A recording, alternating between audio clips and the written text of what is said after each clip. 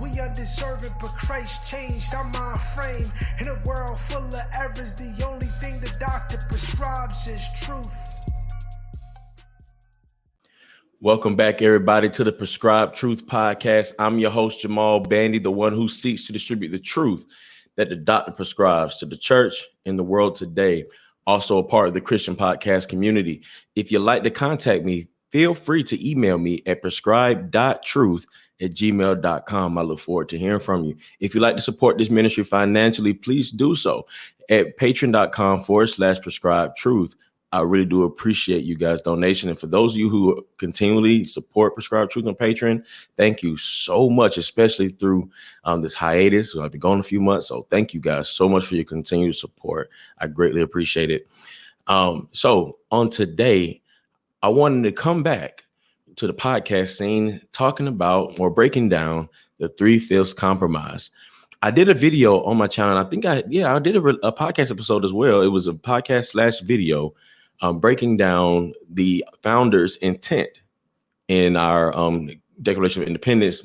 Didn't too much go into the Declaration of Independence, just was looking at the accusation that they were racist. You know, so did America start off was based on racism, the start of America. You get what I'm saying? So I looked into it, and the argument that was always brought up was the 3/5 compromise. So I covered it then, and I remember taking you guys through the census that was going on from 1766 up until the abolition of slavery in 1863 with the Emancipation Proclamation and so on. So so I covered that, and we saw a trend.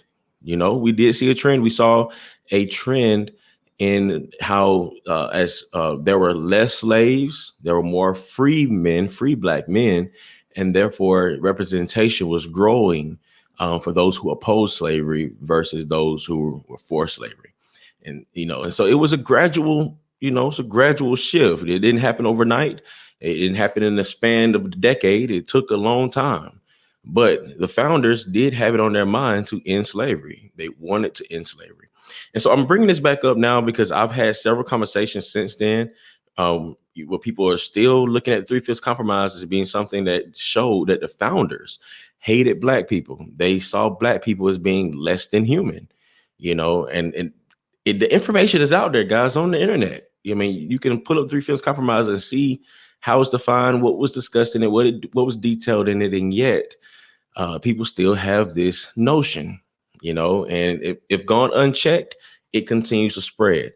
And so we need to start spreading what the truth is versus the lie. Like the scripture says, laying aside all falsehoods, speak truth, each one of you to his neighbor, for we are members of one another. Speak truth. And unfortunately, a lot of our black brothers and sisters who are Christian have bought into this idea as well, and not knowing what the truth is. And what we do, guys, is we start bearing false witness against these founders. They're dead and gone, but we bear false witness concerning them by saying that they hated black people and that our country had a racist start. That was the intent of the founders, to continue racism. That's just not true. Maybe those in the southern colonies, maybe they want to continue slavery, but that wasn't the case for all the founders. And so you understand, America didn't want to be a dictatorship. One person was not going to rule the whole lot. There's checks and balances. And because there are checks and balances, there has to be compromise. So we have the 3/5 compromise. All right. Because in the northern colonies, they wanted to end it. In southern colonies, they wanted to continue. So there needed to be a compromise. All right. And so anyway, I want to pull up this article. I converted it to a PDF, but the website that is linked to, I will put in the description or show notes so you guys can look at it as well. It's from Britannica. And so I'm going to pull that up for you guys. And those who are watching on YouTube, you're able to look at this PDF with me. And I'm just going to read through this, guys. It's not very long. There's 3 pages. We're just going to read through this. And it describes the 3/5 compromise. So I'm not reading the 3/5 compromise, but this describes it. And guys, you can look up the 3/5 compromise and read the actual document yourself, just like the Constitution. You can read it. It's there. So this was a three-fifths compromise. It says it's a compromise agreement between delegates from the northern and the southern states at the United States Constitutional Convention that 3/5 of the slave population will be counted for determining direct taxation and representation in the House of Representatives. So, guys, you know how our election process works, right? We have the House, Senate, we have all this stuff. We have Electoral College and all these things. But the House of Representatives, that's the key. It's based off of population.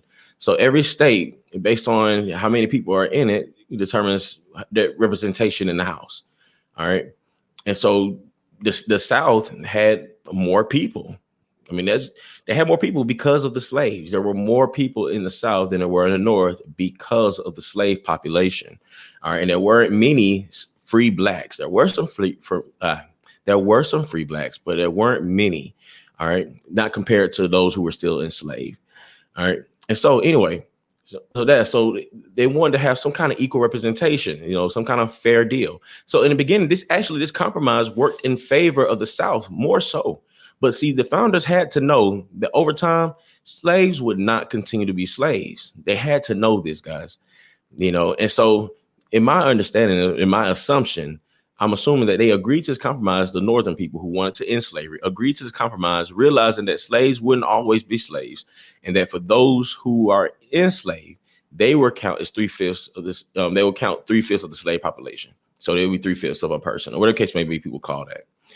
But anyway, they'll be counted, but not the full, but just 3/5 of them, a fraction of them. And they had to know that the fraction would get smaller and smaller as time went on. And so that's the assumption, guys. And it's a logical assumption to make. And so, yeah.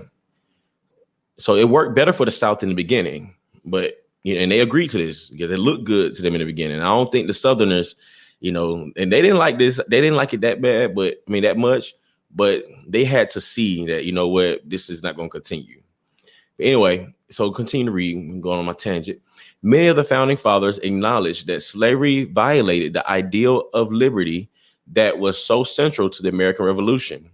So I like the honesty of this article in Britannica. It says many of the founding fathers, because it wasn't all the founding fathers. We have to acknowledge there were some founding fathers who wanted to continue slavery. You're talking about 13 colonies at the time. The Southern colonies wanted to continue slavery. So many of the founding fathers acknowledged that slavery violated the ideal of liberty. But you can't say that all of them were racist. Okay, they weren't all racist. But because they were committed to the sanctity of private property rights, the principles of limited government, and the pursuit of intersectional harmony, they were unable to take bold action against slavery. And look, this is what we have now, guys. This is what we should have. The sanctity of private property rights. This is what we want to protect.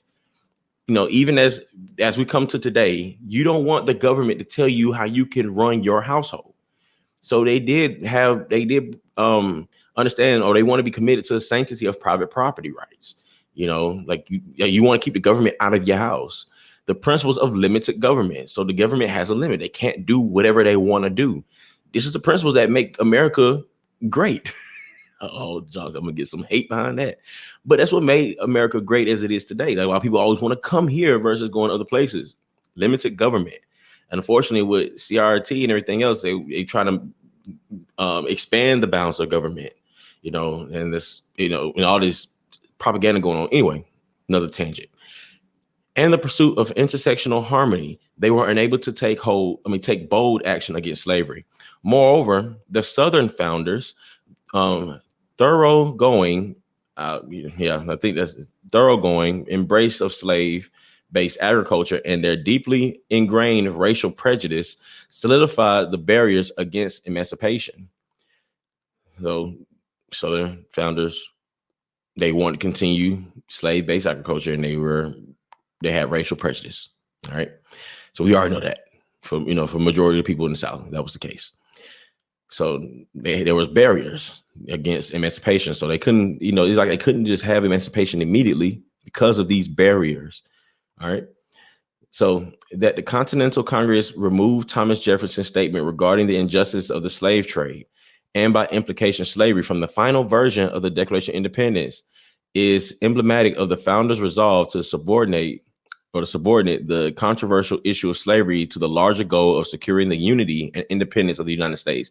Now, that's interesting that there's an original version of our Declaration of Independence. And I didn't know this, guys. I'm just like, as I'm reading this to you guys, I'm just finding out because I haven't read this article prior to talking with you guys. But it's interesting that there's an original version of the Declaration of Independence that includes Thomas Jefferson saying that he recognized the injustice of the slave trade and by implication slavery. So they took that out, and they took that out because they wanted to secure the larger goal of unity and independence in the United States. And politics like we have going on today, politics. It would be right for that to be in there, but it would offend the Southern founders, make them feel bad. They want to keep us unified in some way, because we got to be unified, United States. So you see the mindset that's working around here, but that's interesting that was in there in the original version. I mean, taken out later. Interesting. So notwithstanding the initial disagreements over slavery at the Constitutional Convention in 1787, the framers of the Constitution continued to privilege the maintenance of unity of the new United States over the eradication of slavery by resolving to again diffuse sectional tensions over the matter. As they went about creating a new scheme of government, the delegates from the small and large states were divided on the issue of the apportionment of legislative representation. So we talk about as far as the population, you got smaller states, larger states, smaller population, larger population, so on and so forth. The Virginia or large state plan provided for a bicameral legislature with representation of each state based on its population or wealth. The New Jersey or small state plan proposed equal representation for each state in Congress. Neither the large nor the small states would yield, but the deadlock was resolved by the Connecticut or Great Compromise, which resulted in the establishment of bicameral legislature with proportional representation in the lower house and equal representation of the states in the upper house. The matter of how to determine population was anything but trivial. Having failed to secure the abolishment of slavery, some delegates from the northern states sought to make representation dependent on the size of a state's free population. This is the key, on the state's free population. Southern delegates, on the other hand, threatened to abandon the convention if enslaved individuals were not counted. So the South wanted the slaves to be counted. This is the contention. Hey, let's base the population off the free, off those who are free. The South say, not too fast, Jose. We're gonna count these slaves too. They're gonna be counted. So you gotta, I guess if you want to talk about how 3/5 compromise talk about slaves being 3/5 of a person. Well, hey, your southern racist people, wanted them to be counted as one whole. But for what reason? What purpose? Each slave being counted as a whole.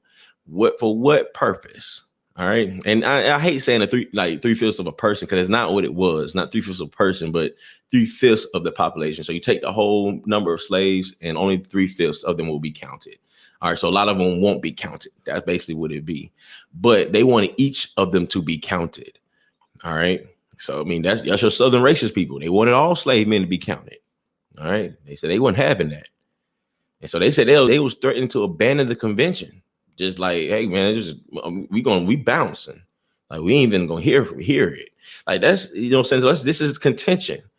And so he said eventually the framers agreed on a compromise that called for representation in the House of Representatives to be apportioned on the basis of a state's free population plus 3/5 of its enslaved population. This agreement came to be known as the 3/5 compromise. And I guess this is a quote from it. Representatives and direct taxes shall be apportioned among the several states which may be included within this union according to their respective numbers, which shall be determined by adding to the whole number of free persons, including those bound to service for a term of years, and excluding Indians not taxed 3/5 of all other persons. All right. So they call, and it's interesting, the wording of this, all other persons. They didn't call them all other property, all other, cattle. They called them persons, all other persons. They saw slaves as human beings. All right. So to say they saw slaves being less than human is not true. They saw them as human beings. And, and so they called them persons, all persons, free persons, other persons. So it should be noted that neither the word slave nor the word slavery appears in this clause or anywhere in the unamended Constitution. They didn't even refer to them as slaves, they call them persons, but that's what they was talking about.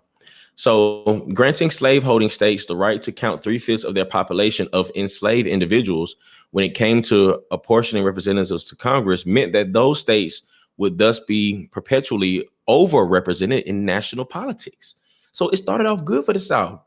Like they was overrepresented.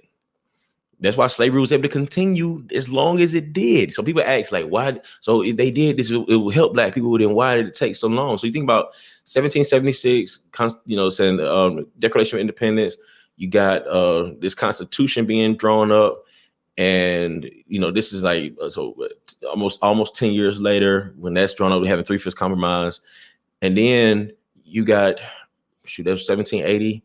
So not even 100, probably like maybe 80 years later, where the Emancipation Proclamation came to be, and let's roughly give or take a few years, 80 years, and that's why it took so long. Like it was overrepresented over the course of time, But if you look at the census, data and track from around when the time the 3/5 compromise came to be up until the abolition of slavery, you'll see the free population continued to build, and that 3/5 number was continuing to get smaller and smaller because enslaved individuals were becoming free, and they were moving. Most of them were moving, so they were losing representation. And so anyway, go back to where I was at. Yeah, so they're overrepresented in national politics. However, the same ratio was to be used to determine the federal tax contribution required of each state, thus increasing the direct federal tax burden of slaveholding states. So it hurt them in taxes. Provision was also added to the Constitution for a law permitting the recapture of fugitive slaves, along with a moratorium until 1808 on any congressional ban against the importation of slaves. Though, in the meantime, individual states remain free to prohibit slave imports if they so wished. So states could choose not to receive any more slaves in their states. Even in the southern states, they can refuse to receive any more. But they did put a provision in there in the Constitution for a law permitting the recapture of fugitive slaves. So they couldn't just run away. So that was there. We know that. So that was in our Constitution. They couldn't just run away. Slaves, they could be captured and brought back. All right. That was in there. That's just reality. So with that being said, guys, I just want to talk about the 3/5 compromise in that sense. Like we have to start with 3/5 compromise was, they looked at Black people as less than human. They were 3/5 of a person. It hurt us. Like, no, it helped us. It was a compromise brought to play to help us in the end. That's why, like guys, as they continue to lose representation, slavery became abolished. And it was because of our founders, those founders who weren't racist, who opposed slavery, but yet wanted to make America united and therefore keep, wanting to keep government out of your homes and dealing with private property, what you did on your land and, everything else. And owned slaves were counted as property. We know this, So that's what they did, and we benefit from it today. That's why government can't come into our homes willy-nilly. They can't just, tell us how to run our homes here in America. They're trying to get there. They are. But for the longest, it was not so. And so anyway, I just hope this helps, guys, in dealing with the 3/5 compromise. Please share this with anyone who has this notion that 3/5 compromise was a racist ploy from a racist founders and everything else. But we do acknowledge that some of our founders were racist. Some of our founders were pro-slavery. This is why it was a compromise. All right. So anyway, remember, this world is full of errors, but the only thing the doctor prescribes is truth. Until next time, blessings.